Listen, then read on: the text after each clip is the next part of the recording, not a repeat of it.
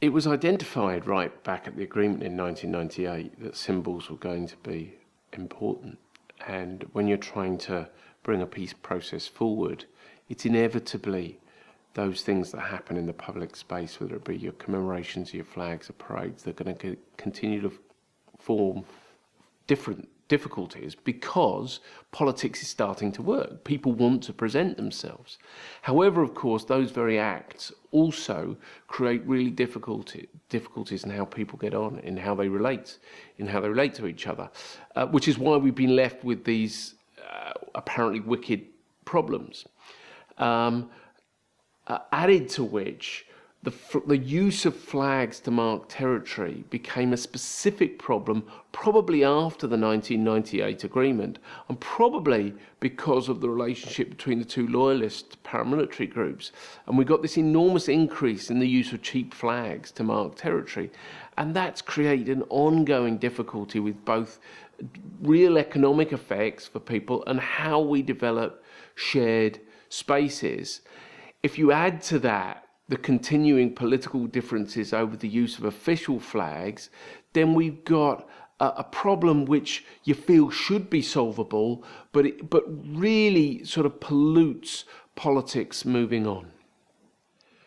What is clear is that in terms of policies, we have had a lot of negative impact, or no impact is probably the best way of the way that agencies have worked on the issue.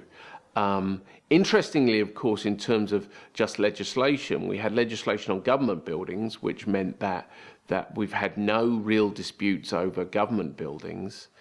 And over council buildings, it's only recently the disputes got a high profile. But in terms of flags being put out in public space, we had a shared future document in 2005. The police had a joint agency approach on a protocol, and all of the research suggests that has had next to no impact ever since. And political leadership has struggled to come up with any alternatives in a way that almost make you wonder whether they really wanted to come up, whether they really believed they needed to come up with alternatives. What we've been left with, however, is local projects, is councils working on local projects, is local communities working on projects, some of which have had some success. So there are some areas where flag flying has been given periods of time. There have been agreements come over when flags should be flown and who puts them up. But that's all taken place at a local level. I don't think you can say that policy from the top has worked at all. We know that a key aspect of the type of conflict we have is around territory and space. And I mean, it was obvious in 1969, and it remains obvious today, that the way people spatially interact with each other is important. And if young people are growing up in that sort of environment, then it influences the way that they understand and see the world. In that sense, whilst I think it's understandable that some people say, does that flag stuff really matter? I mean, does the lamppost stuff really matter? I think it does matter. I think if you free what people call the public realm from that overarching sense of territory, people need a sense of local community, and people need events, and people should be able to put flags up. There is no doubt about that.